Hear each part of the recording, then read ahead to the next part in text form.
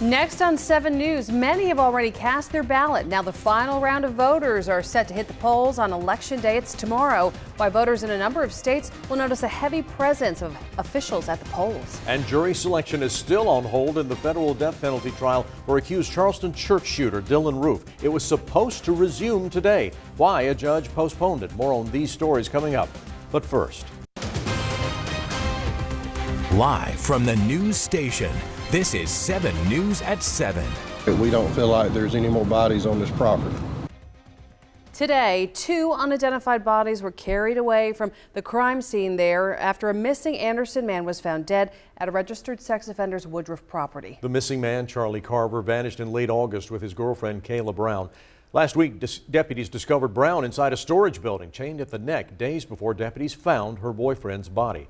We have several crews on different takes in this case as it takes yet another turn. We begin now with Brianna Smith. She's in Woodruff tonight with the latest. Brianna. Hey, Tom, you know, we just got some breaking details during our 6 p.m. newscast, learning that that third body was found on this property. First, it was Kayla that was found alive. Then her boyfriend, Charlie Carver, found dead on this property. Another unidentified body found in a shallow grave, and again, another one today. Those 2 shallow graves were identified by Todd Collop when he was out here on the property over the weekend. But the sheriff doesn't want us to lose sight on the investigation that led them to this property in the beginning. I was able to sit down with him in a one-on-one interview today. You'll see first on 7 News. To say the last 5 days have been emotional are an understatement. Have you cried over this case? Yes. Yeah, I sure have. I mean, how can you not? You're thinking about Miss Kayla. How can you not thinking about the Carver family? A case that started as a sex offender kidnapping a couple has now evolved into a frightening title. No, I had a gut feeling that we were dealing with a serial killer. Kayla Brown and Charlie Carver had been missing from Anderson since mid-August. We've learned that her phone pinged near Colehip's property on August 31st. So why weren't they found faster? You know, some people have been making comments about how long the search warrant. You know, we're at the mercy of the cell phone company to get those records back. And in this case, the phone company complied. Normally it takes 6 weeks. So we were, you know, asking for a rush to be put on it, and it actually was. So getting that search warrant back, was that the pin that let you guys onto that property? It absolutely was, and you know, we flew over that property with our helicopter trying to get evidence or see something that we could go ahead and get a search warrant for, and you know, we just didn't see anything. That search on October 18th sent Todd Collop scrambling, putting in another fence on the backside of his property, but it left deputies with little answers. Did you see the containers at that point that were on the property? Yeah, but I mean, it didn't show anything but storage containers. You know, I mean, no way to see in it, certainly no indication of Miss Brown being in there. And with not knowing how many more victims are out there. Do you think you'll get a resolution for every single person that he's killed? I don't know. I don't know. It's really tough because we don't know who these bodies belong to right now, and every missing person's family in this community is obviously on edge, trying to figure out who these bodies belong to and if it is their loved one and how long have they been missing. We asked the coroner today if he could identify how far gone those remains were. He said he's not talking about the decomposition at this point. He wants to make sure that that investigation stays intact. All parties, the solicitor's office, the sheriff's office, and also the coroner are making sure that this case is not going to be tried in the media.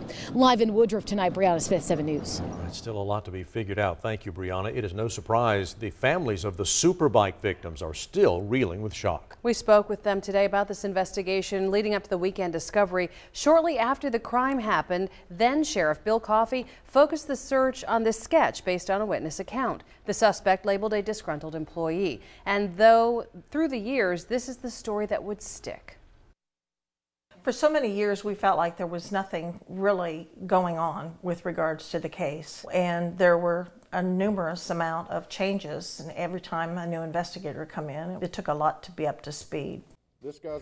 In 2012, the sheriff released an updated sketch, and now it appears the case has been solved. Another note, the sheriff tells us that Cullop is not tied to the unsolved Blue Ridge Savings Bank murders that left 3 people dead.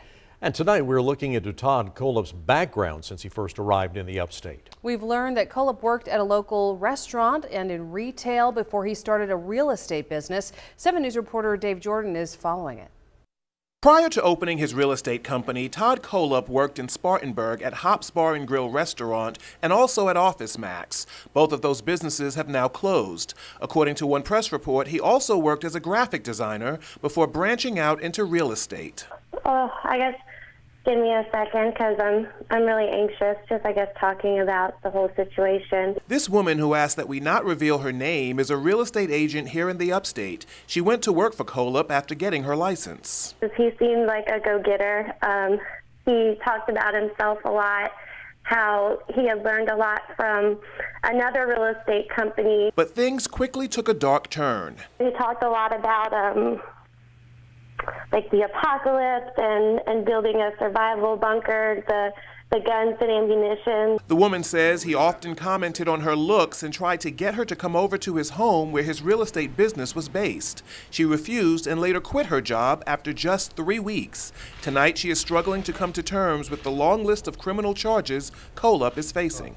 You never want to think that you knew somebody who was a serial killer or that you were, ever in contact with them. Dave Jordan, 7 News.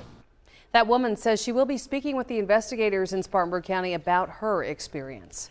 As details unravel in these gruesome crimes, many are asking how one man could be responsible. 7 News reporter Christine Brown spoke with a forensic psychologist to find out what makes a serial killer.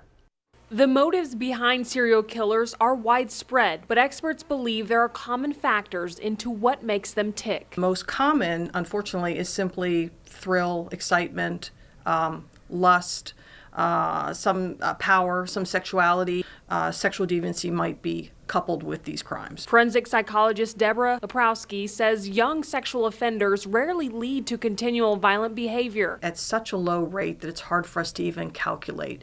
The overwhelming majority of juvenile offenders, believe it or not, do not reoffend. But in accused serial killer Todd Cullop's case, he was 15 when he was convicted of kidnapping and sexual assault. And Dr. Leprowski believes his age and the nature of the crime very well could have led to the multiple murders he's accused of now. He may have had the sense that time is running out and he's about to be taken in and taken calmly and without violence. And clearly he did not want to be killed. Because of the shallow graves in the public superbike murders, psychologists say Cullop, similar to formal serial killers, may have wanted to get caught. And once in custody, he's using information about his alleged crimes to get what he wants. Well, that keeps them in control. They're in control of the interview, they're in control of, they still have something that somebody wants, so that makes sense. As for whether or not the suspect could truly feel guilty for the crimes, I guess calm.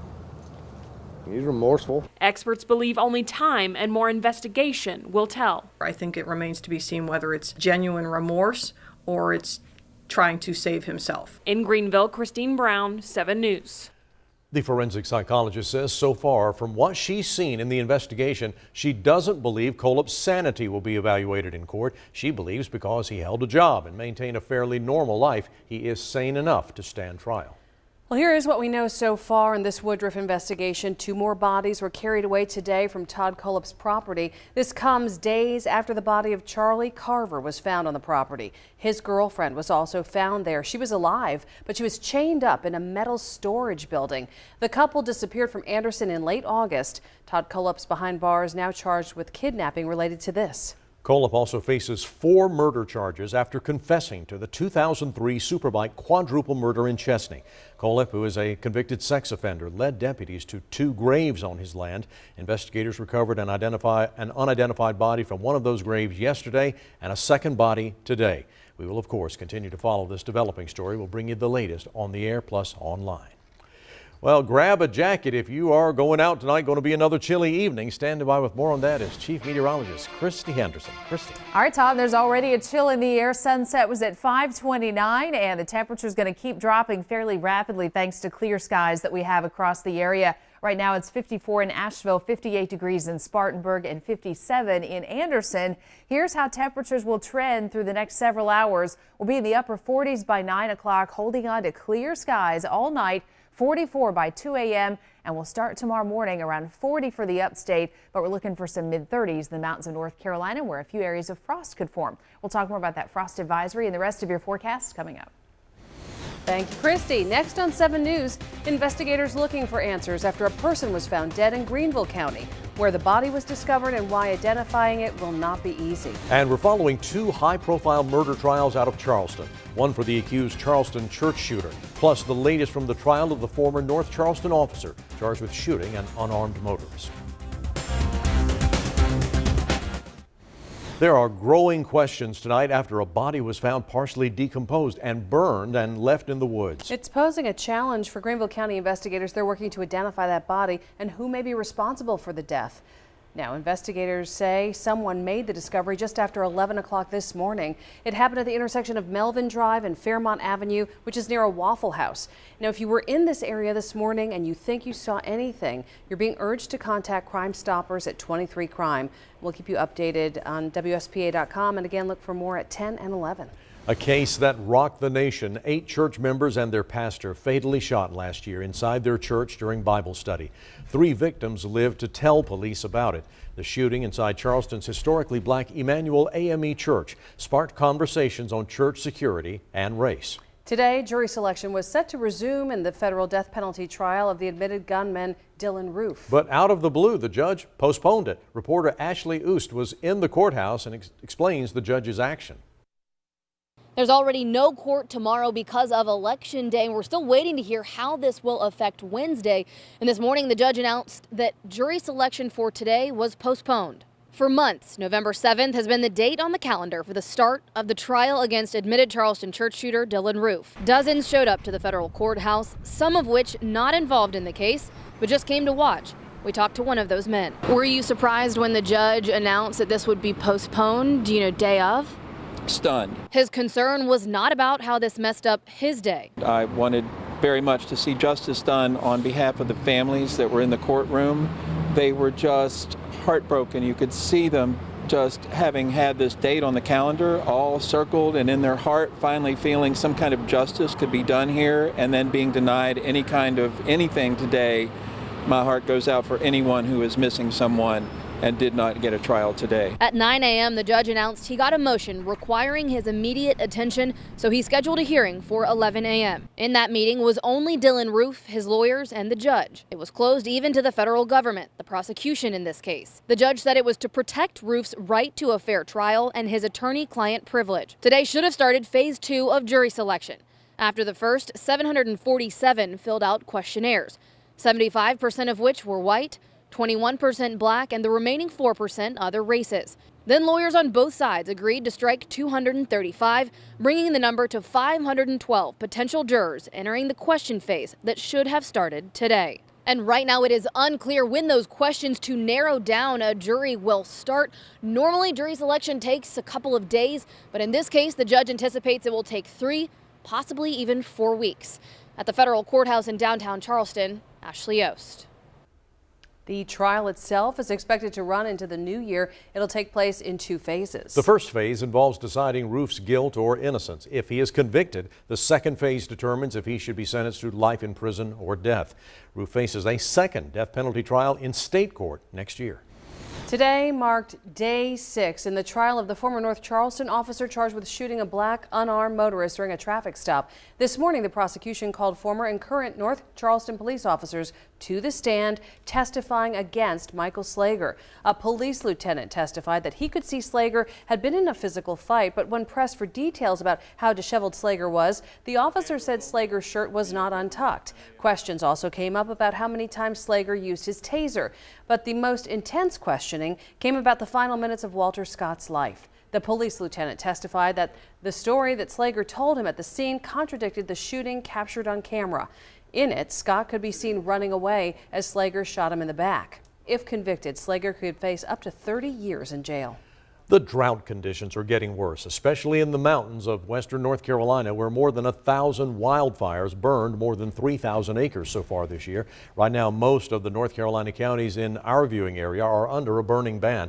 That means all open burning, even with a permit, is against the law. That included burning trash, leaves, and other debris. Yes, very dry conditions all around, and tonight we're looking at the temperature dropping pretty quickly, and by tomorrow morning, maybe cold enough for some frost to form in a few areas across western North Carolina. So all of western North Carolina, all of our counties here, will be under a frost advisory beginning at 3 o'clock in the morning, lasting until 9 a.m. So if you're in these areas from Asheville down to Hendersonville, maybe over towards Brevard or Cashers, just make sure you bring in or cover any plants you might be worried about for the overnight hours. In the upstate, we're going to get chilly, but it's not going to be cold enough for some frost to develop. We have clear skies, still conditions overnight going into tomorrow morning would help any frost to form in the mountains and some of the valleys by tomorrow morning. Out to our west is where we have the rain and the cloud cover. And it looks like a front that's going to work its way into the western Carolinas may bring a shower or two to the mountains, but the upstate's going to stay dry. So it looks like there's a lot of rain with this system right now. It's not going to have much to work with, though, by the time it works its way here.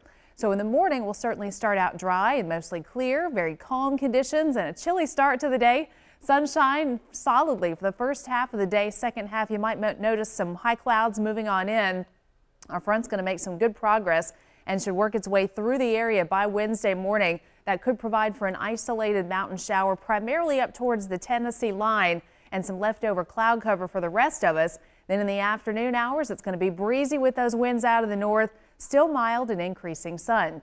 Right now it's 54 in Asheville, 58 in Spartanburg. We're down to 52 in Gaffney, 55 degrees in Lawrence, and we're down to 52 in Greenwood. So it's getting chilly in a hurry. In Spartanburg, we'll get down to around 41 for a low tomorrow. And it looks like a high of 71 degrees, so pretty good range between the low and the high temperature. Over into Travelers Rest, similar story for us. We're going to end up right around 70. Additional cloud cover by late tomorrow, but no rain in the forecast. Here's the forecast for the next 72 hours. Overall, lots of sunshine tomorrow, a breezy day behind the front on Wednesday. Into Thursday, a little cooler as that cooler air mass will have had a chance to settle in. And then on Friday, we've got a stronger front on the way. Friday, of course, is Veterans Day. It's going to be a windy day, and look what it does to the temperatures over the weekend. Our high in the upstate, only 60 degrees, getting down to 36 degrees Saturday night. So a chilly weekend is on the way. Unfortunately, no rain for the upstate. Slight chance of a shower in the mountains on Wednesday, but dry tomorrow with a high near 67 degrees. Yeah, pretty election day. That's gonna be election day is going to be good. No excuse to not get out and That's vote. right. Thank you, Kristen. Next on 7 News, the presidential candidates make their final appeals as the last round of voters prepares to head to the polls in the morning. What federal officials plan to do in certain jurisdictions on Election Day. And here's what's on TV tonight on CBS and the CW.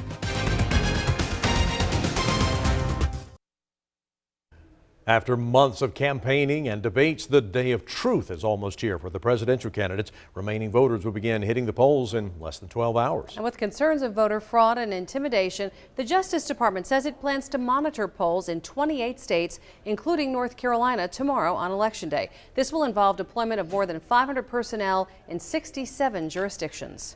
This is the first presidential general election when South Carolina's photo ID law is in effect. That means you'll need one of 5 acceptable photo IDs: a driver's license, a DMV photo ID card, a military ID, a passport, or a voter registration card that has a photo. If you don't, you can still vote, but you'll have to sign an affidavit saying why you couldn't get one and vote using a provisional ballot. You can count on us to bring you complete election coverage tomorrow here on 7 News, and we're making it easy for you also to find your polling place before you head out to vote. We have a link on WSPA.com. That's where you'll also find up-to-the-minute election results. And next on 7 News, a kidnapping that leads to 3 bodies and a confession and a 13-year-old quadruple murder in Spartanburg County. This is making national headlines tonight. We have the latest in the ongoing Woodruff investigation and the suspect in the case, Todd Cullop. Ahead on Scene on 7, a local food company gets a shout out from a big magazine. Why 9 Suns Rising is in country living. Tonight at 7:30. We have this recap for you. Tonight, 3 death investigations are underway after the bodies of 3 people were found on rural property in Woodruff, owned by Todd Cullop. Now, one of those bodies was identified already as Charlie Carver. His girlfriend was also found on the property. She was alive, but she was chained up in a metal storage building. The couple disappeared from Anderson in late August. Kolup is behind bars tonight, now charged with kidnapping. Kolup also faces 4 murder charges after confessing to the 2003 Superbike quadruple murder in Chesney. Kolup, who is a convicted sex offender, led deputies to 2 graves on his land. Investigators recovered an unidentified body from one of those graves yesterday. Investigators found the second unidentified body today. The question has left many people wondering, who will these 2 unidentified people, the bodies recovered yesterday and today, turn out to be? We'll have the latest on this developing story tonight at 10, also tonight at 11. All right, well, we thank you for keeping up with the latest information through WSPA.com, 7 News, our app, and of course, 7 News, the channel. Well, next year on 7, as seen on 7, we thank you for watching tonight. Enjoy your evening. Good night.